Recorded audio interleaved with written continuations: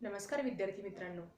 आजच्या भागामध्ये आपण सराव संच 3.3 मधील पुढील उदाहरणे अभ्यासणार आहोत. चला तर मग आपण पहिलं उदाहरण कालच्या भागामध्ये पाहिलेलं होतं, पण दुसरं उदाहरण पाहणार आहोत. तर दुसरं उदाहरण काय आहे बघा. तर पहिल्या 123 सम नैसर्गिक संख्यांची बेरीज काढा. आता बघा, या उदाहरणामध्ये तुम्हाला पहिल्या 123 समनैसर्गिक संख्या ज्या असतात त्यांची बेरीज करायला सांगितली. आता समसंख्या कुठून सुरू होतात? तर 2 या संख्येपासून, म्हणजे 2, 4, 6, 8 याप्रमाणे. अशा एकूण किती संख्या आहेत? तर 123 संख्या आहेत. तर तुम्हाला प्रश्न विचारले आहे की या 123 ज्या समनैसर्गिक संख्या आहेत त्यांची बेरीज किती असणार आहे. तिथे बेरीज शब्द वापरलाय म्हणून या ठिकाणी आपण SN चं सूत्र वापरणार आहोत. तर आपण पहिल्यांदा दिलेली माहिती लिहूया आणि मग उदाहरण सोडूया. आता बघा, या उदाहरणामध्ये तुम्हाला काय माहिती दिलेली आहे? तर यामध्ये तुम्हाला पहिल्यांदा ती क्रमिका लिहिणं अपेक्षित आहे. तर आपण पहिल्यांदा काय करूयात बघा, पहिल्या 123 समनैसर्गिक संख्या. मग आपण समनैसर्गिक संख्यांची यादी ती लिहिणार आहोत. तर पहिली समनैसर्गिक संख्या कोणती आहे? तर 2 असते, नंतर 4, मग 6 याप्रमाणे पुढील संख्या आहेत. आता लक्षात घ्या मुलांनो, या यादीमध्ये तुम्हाला शेवटची संख्या आपल्याला माहित नाही, पण समसंख्या कशा मिळतात? तर समजा इथे शेवटचं पद येणार आहे 2n, कारण 2 ने तिला या ठिकाणी समसंख्या कशाला म्हणतो की 2च्या पाढ्यामध्ये येणाऱ्या संख्या. तर या ठिकाणी 2n म्हणजेच आपल्याला इथे n ची किंमत तुम्ही कोणती जरी घेतली त्याला 2 ने गुणलं तर त्याला 2 ने भाग जाणार आहे अशी संख्या. म्हणजे या ठिकाणी या यादीमध्ये शेवटचं पद आपण 2n घेणार आहोत.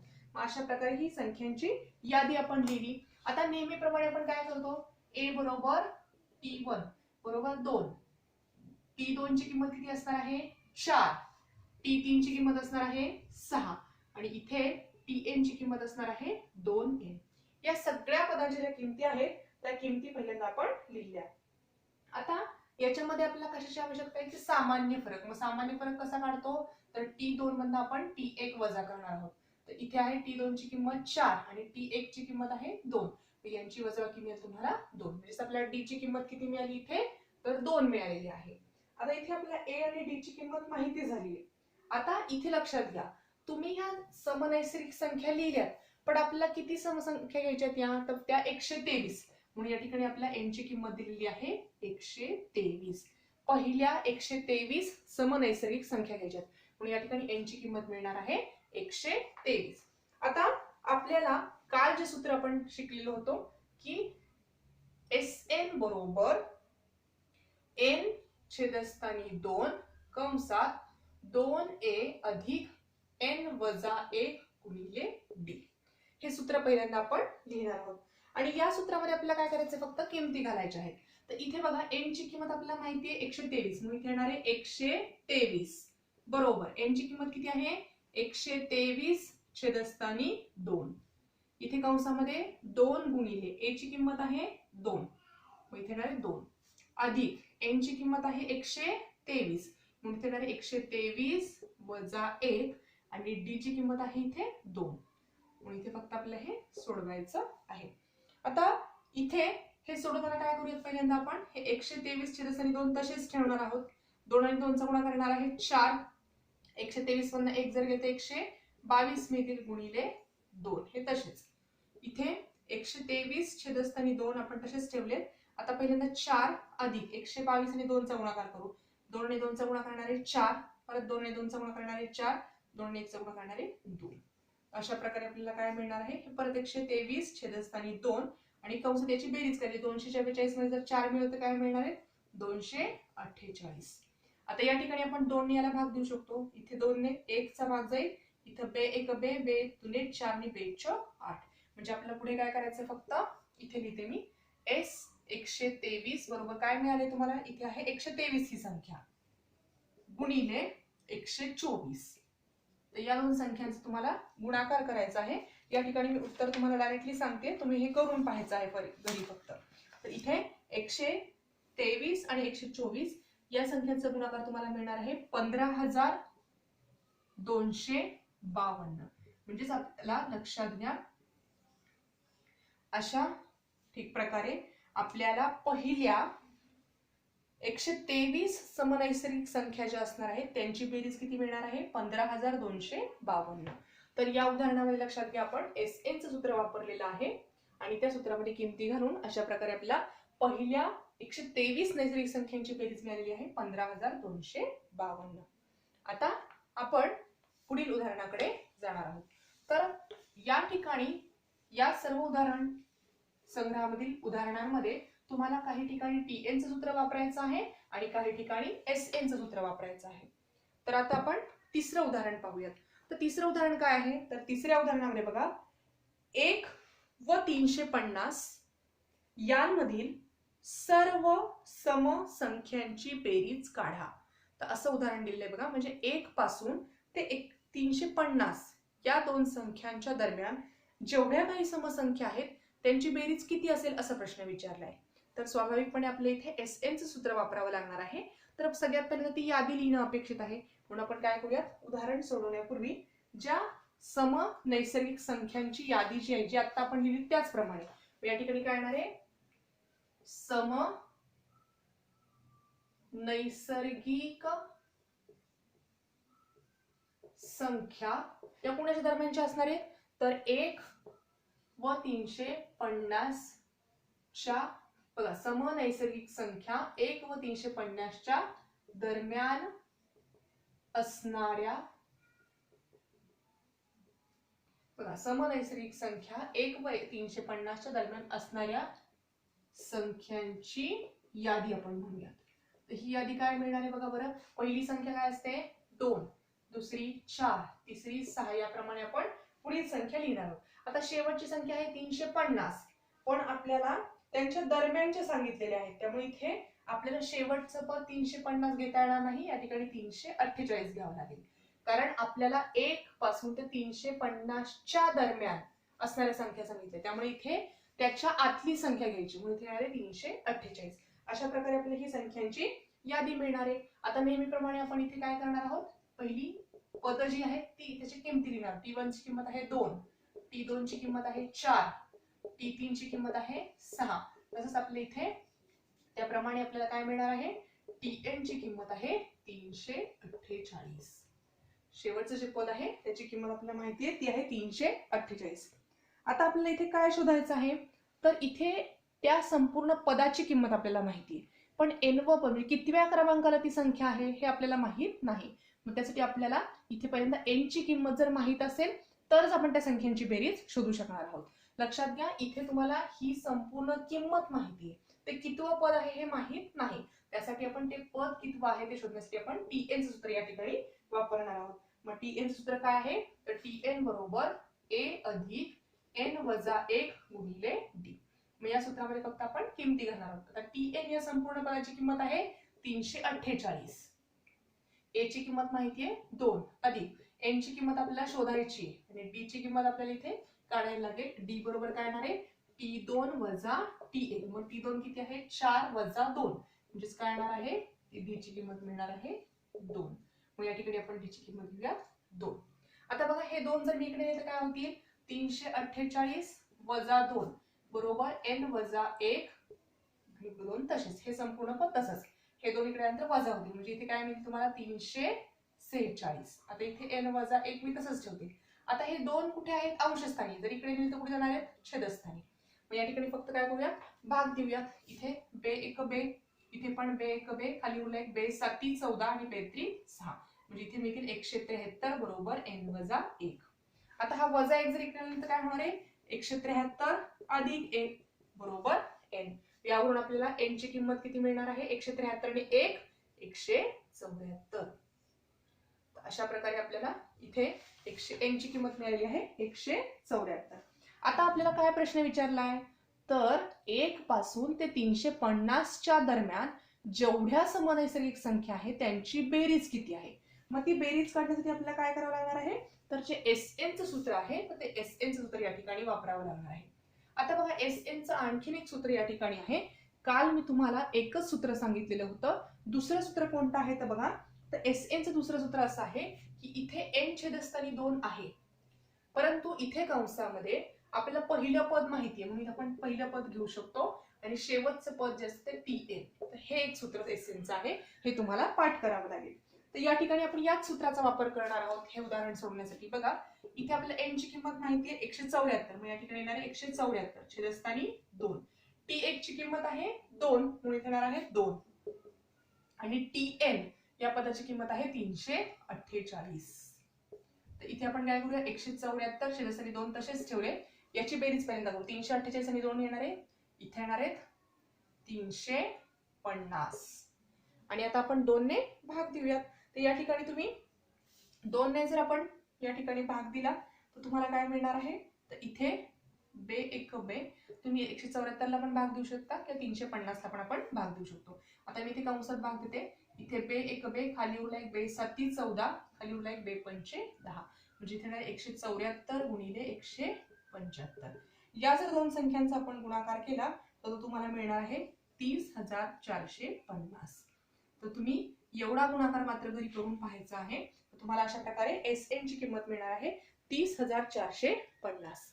या उदाहरणामध्ये बघा मुलांना आपण काय काय केलं, तर सुरुवातीला आपण 1 ते 350 दरम्यानच्या समसंख्या लिहिलेल्या आहेत. शेवटची संख्या लिहिताना लक्षात घ्या 350 दरम्यान हा शब्द असल्यामुळे 350 ही संख्या आपण इथे घेऊ शकत नाही. त्याच्या आधीची समसंख्या आहे 348 म्हणून आपण शेवटचं पद 348 घेतलं. यावरून T1, T2, T3 आणि Tn याच्या किमती लिहिल्या. डी ची किंमत काढली. आता आपल्याला लक्षात घ्या की एसएन सूत्र वापरण्यासाठी एन ची किंमत आवश्यक आहे. मग ती एन ची किंमत मिळवण्यासाठी आपण या ठिकाणी टीएन चं सूत्र वापरलं आणि त्यावरून आपल्याला एन ची किंमत मिळाली. आणि ही एन ची किंमत आपण एसएन च्या सूत्रामध्ये घातल्यानंतर आपल्याला काय मिळालेलं आहे, तर 1 पासून ते 350 दरम्यान जेवढ्या समसंख्या आहेत तेवढ्या सर्व समसंख्यांची बेरीज आहे 30,450. तर अशा प्रकारे बघा समसंख्या असतील किंवा विषम संख्या असतील त्या संदर्भातील अशी उदाहरणं आपण फक्त या एका सूत्रावरनं सोडवू शकतो. सहज आपण ती गणितं सोडवू शकणार आहोत. तर इथे आपण हे तिसरं उदाहरण आपण पाहिलेलं आहे. आता आपण पुढील उदाहरणाकडे जाणार आहोत. तर या ठिकाणी उदाहरणं जी आहेत ती वेगवेगळ्या प्रकारची आहेत. सूत्र मात्र आपल्याला तीच वापरावी लागतात. फक्त उदाहरणांचं जे स्वरूप आहे ते मात्र वेगळं आहे. प्रत्येक उदाहरणामध्ये वेगवेगळी पद्धती वापरलेली आहे, तर त्या पद्धती तुम्ही लक्षात ठेवायच्या आहेत. आता बघा या ठिकाणी चौथं जे उदाहरण आहे तर त्या चौथ्या उदाहरणामध्ये काय दिले बघा, एका अंकगणिती श्रेणीचे 19वे पद 52 आहे. म्हणजेच काय येणार आहे, 19वं पद म्हणजे T19 त्याची किंमत दिलेली आहे तुम्हाला 52. त्यानंतर 38वं पद आहे 128, म्हणजेच काय दिले T38 बरोबर 128. या दोन किमती आपल्याला दिलेल्या आहेत. आता त्यानंतर पुढे काय करायचंय बघा, तर तिच्या पहिल्या 56 पदांची बेरीज विचारली आहे. तर तुम्हाला ही एवढीच माहिती दिलेली आहे आणि तुम्हाला त्या अंकगणिती श्रेणीमधल्या 56 पदांची बेरीज विचारलेली आहे. मग या ठिकाणी बघा आपल्याला फक्त काय माहिती आहे की 19वं पद हे आहे आणि 38वं पद आहे 128 एवढंच माहिती आहे. मग यावरून आपण काय करणार आहोत, पहिल्यांदा आपण पहिलं जे पद असतं ते पहिलं पद ए आहे असं गृहीत धरूयात. पहिले पद ए व सामान्य फरक डी आहे असे मानू.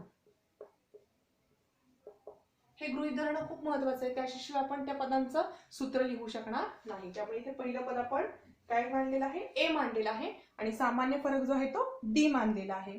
आता T19 ची किंमत आहे 52 आणि T38 ची किंमत आहे 128. तर या ठिकाणी आपण काय करणार आहोत, Tn च्या सूत्राचा वापर या ठिकाणी करणार आहोत. तर Tn चे जे सूत्र आहे ते आहे a अधिक n वजा 1 गुणिले d. या सूत्रामध्ये पहिल्यांदा आपण 19 किंमत घालणार आहोत. म्हणजे इथे काय येणार आहे, T19 बरोबर a अधिक n ची किंमत येणार आहे 19 वजा 1 गुणिले d. आता इथं a तसाच 19 मधून 1 गेले तर मिळणार 18d आणि या ठिकाणी T19 ची किंमत आपल्याला उदाहरणामध्ये दिलेली आहे 52 म्हणून या ठिकाणी समीकरण 1 मिळाला मिळणार आहे. त्याचप्रमाणे आपण काय करणार आहोत, याच सूत्रामध्ये आपण n च्या जागेवर फक्त 38 लिहिणार आहोत. म्हणजे काय येणार आहे, Ta चं सूत्र पहिल्यांदा लिहायचं a अधिक कंसामध्ये n वजा 1 गुणिले d. या ठिकाणी n च्या जागेवर कोणती किंमत घ्यायची, 38. या ठिकाणी येणार आहे T38 बरोबर a अधिक n ची किंमत येणार आहे 38 वजा 1 आणि d तसाच. T38 ची किंमत उदाहरणामध्ये किती दिली आहे 128, म्हणून इथे येणार आहे 128 बरोबर इथे 1 अधिक 38 मधून 1 गेले देतील 37 D. या समीकरणाला आपण समीकरण 2 म्हणूया. आता आपल्याला या ठिकाणी उदाहरणामध्ये काय विचारले बघा, तर या ठिकाणी उदाहरणामध्ये आपल्याला पहिल्या 56 पदांची बेरीज विचारलेली आहे. आता या ठिकाणी मी काय करते, समीकरण 1 आणि समीकरण 2 यांची बेरीज करणार आहे. आता या ठिकाणी समीकरण 1 मधलं जे उजवी बाजू आहे ती मी पहिल्यांदा लिहिते. या ठिकाणी समीकरण इथे 1 व 2 यांची बेरीज करू आणि यांची बेरीज केल्यानंतर काय मिळणार आहे बघा, इथे जे पद आहे ते पहिल्यांदा लिहिते मी a अधिक 18d बरोबर 52 आणि दुसऱ्या हे समीकरणामध्ये काय करायचं, मग हे पद पहिल्यांदा लिहायचं म्हणजे येणार आहे a अधिक 37d बरोबर 128.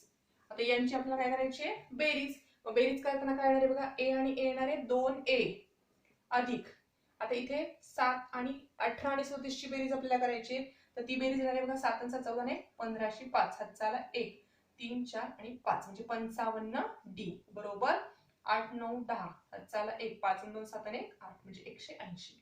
तर अशा प्रकारे तुम्हाला काय मिळणार आहे 2a अधिक 55d बरोबर 180. आता आपल्याला काय करायचं आहे, तर उदाहरणामध्ये तुम्हाला विचारलेलं आहे बघा की 56 पदांची बेरीज म्हणजे आपल्याला इथे SN चं सूत्र वापरावं लागणार आहे.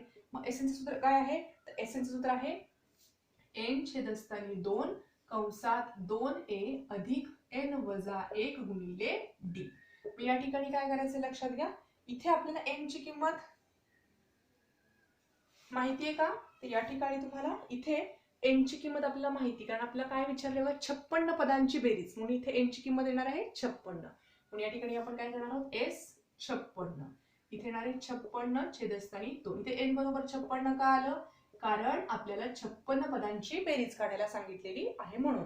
मग या ठिकाणी येणार आहे 2a अधिक n ची किंमत येणार आहे 56 वजा 1 d तसाच. या ठिकाणी बघा 56 छेदस्थानी 2 आपण तसेच ठेवले, 2a अधिक 56 मधून 1 गेले तर मिळणार 55d. आता बघा या ठिकाणी हा जो कंस आहे त्या कंसाची किंमत आपल्याला या ठिकाणी मिळाली बघा, याला मी समीकरण 3 म्हणते. बघा समीकरण 3 मध्ये 2a अधिक 55d ची किंमत किती आहे 180. मग ही 180 किंमत आपण या कंसाच्या ऐवजी लिहू शकतो. म्हणून या ठिकाणी काय येणार आहे 56 छेदस्थानी 2 गुणिले या संपूर्ण पदाची किंमत काय येणार आहे 180. मग या ठिकाणी येणार आहे 180 आणि याला कारण लिहायचं समीकरण 3 वरून. मग या ठिकाणी 2 ने भाग द्या, 2 कपे 2 9 18 आणि 0 म्हणजे या ठिकाणी येणार आहे 56 गुणिले 90. आता याचं जे उत्तर आहे ते येणार आहे तुमचं 5040 म्हणजे 5040. म्हणजेच या ठिकाणी आपल्याला S56 किती मिळालेला आहे 5040. म्हणजेच आपल्याला ही दोन पद दिलेली असता 56 पदांची बेरीज जर शोधायला सांगितली तर तुम्हाला ती मिळणार आहे 5040.